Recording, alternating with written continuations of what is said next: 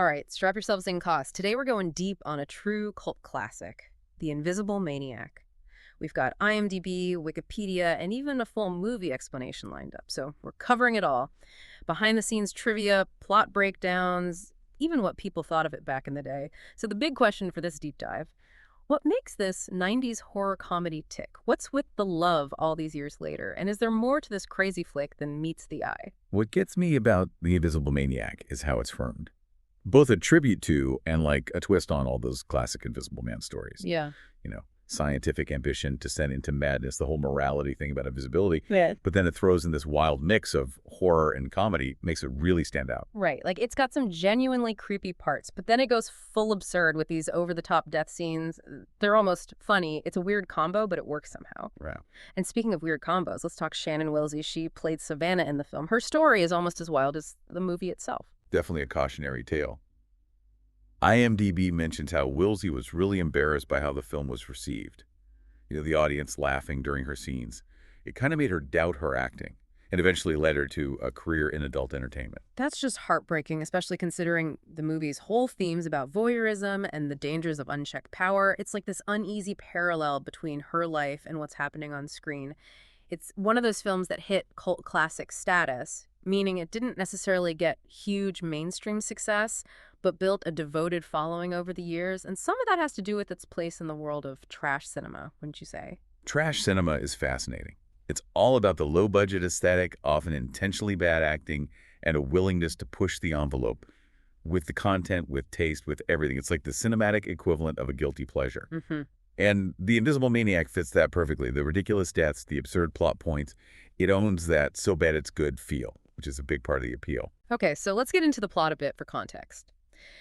The movie centers around Dr. Kevin Dornwinkle, this scientist obsessed with achieving invisibility. Even as a kid, he was already a bit creepy, peeping on his neighbor. Then as an adult, he gets ridiculed by other scientists for his invisibility research. And that ridicule is a turning point for him. It's like his dreams are shattered, and he just snaps, kills several of those scientists who mocked him. And that sends him spiraling into madness. And that's where the movie's deeper themes start coming out. We see Dornwinkle struggling with feelings of inadequacy, rejection, and this burning desire for revenge. It's like the invisibility serum isn't just making him physically disappear, it's stripping away his inhibitions, bringing out his darkest impulses. And it ties into that idea of unchecked power, which is a big theme in the film. Think about the temptations that come with being invisible, right?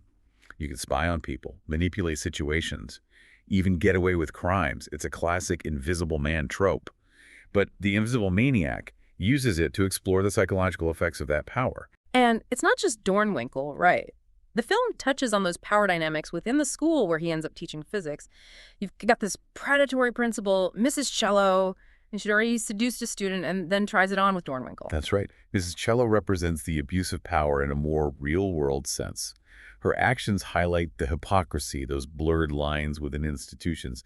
And when Dornwinkle turns her down, she threatens him, pushes him closer to violence. It's like a powder keg waiting to go off. And go off it does. But of course, the Invisible Maniac doesn't do explosions normally.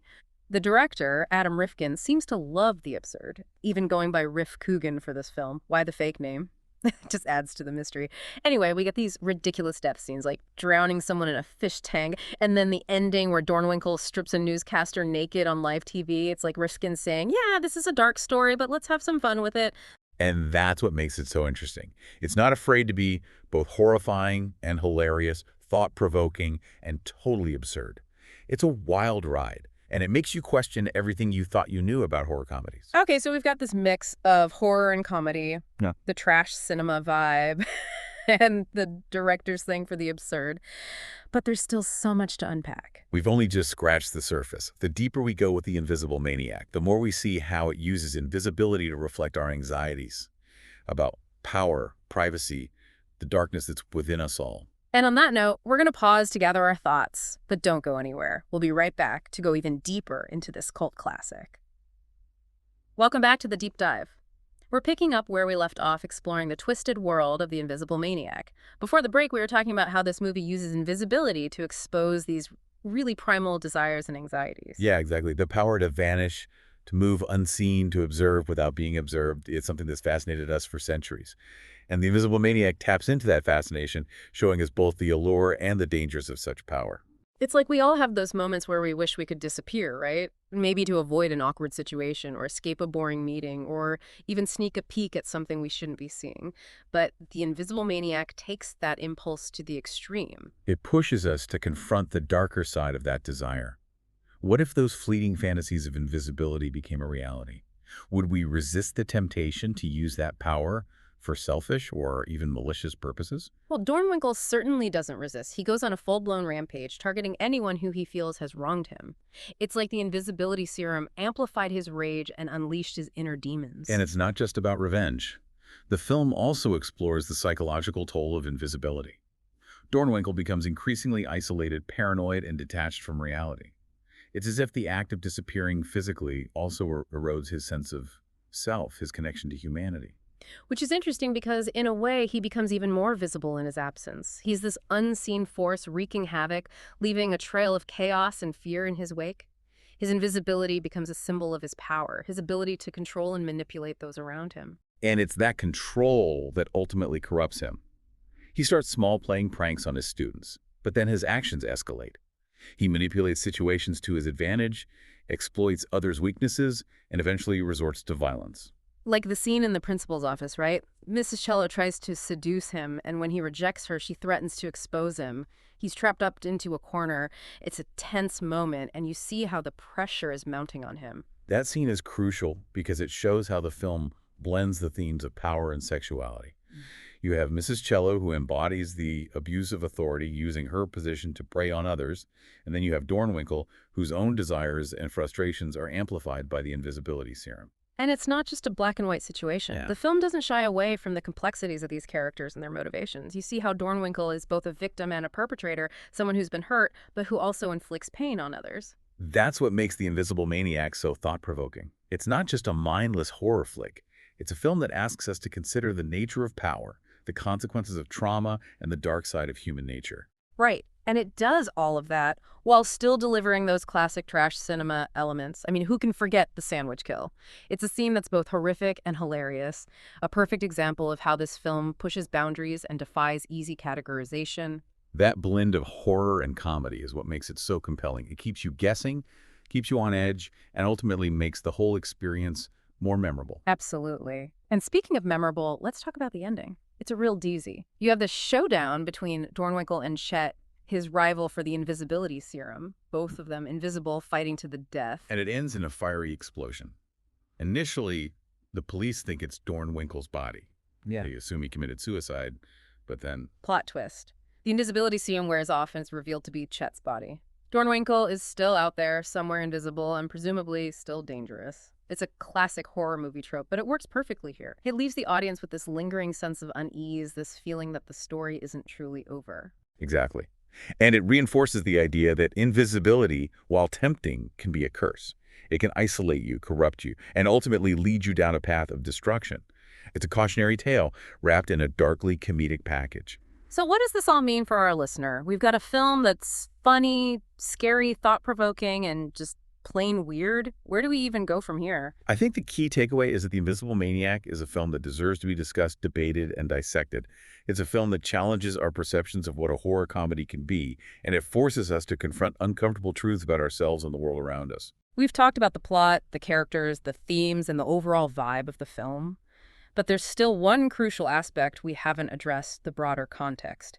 How does The Invisible Maniac fit into the larger conversation about invisibility, about technology, about the very nature of human existence? We'll explore all of that and more in the final part of our deep dive. So stick around because things are about to get really interesting. We're back for the final part of our deep dive into The Invisible Maniac. Let's zoom out a bit. Big picture, where does this film fit in? We've talked about the sandwich kill, the newscaster, all that wacky stuff, but there's got to be more to it than cheap thrills, right? Yeah, definitely. The Invisible Maniac is pretty deep for all its absurdity. It taps into our anxieties about power, privacy, technology even. Okay, like what? Well, invisibility, right? It's more than just a superpower. It's like a metaphor for how we're manipulated, controlled without realizing it. Think of that, all that data collected about us online. Algorithms, news feeds, how advertising sways us. It's kind of like modern day invisibility, you know? Our behavior is being watched, used, and we don't even fully know or agree to it. Whoa, yeah, that IS kind of creepy. So the Invisible Maniac is like a warning about tech gone wrong. Kinda, but it goes deeper. Remember how Dornwinkle gets more isolated, paranoid, the longer he's invisible? The film's suggesting that real invisibility, the kind that cuts us off from people, can destroy us. We need connections, relationships to keep us grounded, real. Right, and it goes back to what we said about voyeurism, exhibitionism, Dornwinkel's spying, but then he exposes others too, like that newscaster. It's like our own obsession with watching, being watched, especially now with social media. Exactly. We're always sharing our lives online, wanting those likes, followers. But there's a dark side. Exploitation, privacy breaches, no boundaries between public and private. The Invisible Maniac blows those anxieties up, shows us what happens when those lines disappear completely. So where does that leave us? What's the big takeaway here from the Invisible Maniac? I think it reminds us that the strongest forces are often invisible. Technology, social pressure, our own hidden desires, they're all shaping us, our thoughts, actions, who we are. The Invisible Maniac makes us aware of that, makes us question, and to think about the choices we make, visible or not. Wow, pretty profound for a movie with a sandwich kill. But I think you're right. The Invisible Maniac isn't just a funny, crazy horror flick. It makes you think, makes you wonder, even squirm a bit. And those are the films that stick with you. Exactly. They challenge us, push us, and help us see the world differently. Even if that world includes, well, a naked newscaster on the loose. On that note, that wraps up this deep dive. Thanks for joining us as we explored the wild, weird, surprisingly thoughtful world of the Invisible Maniac. Keep exploring, keep questioning, and keep diving deep.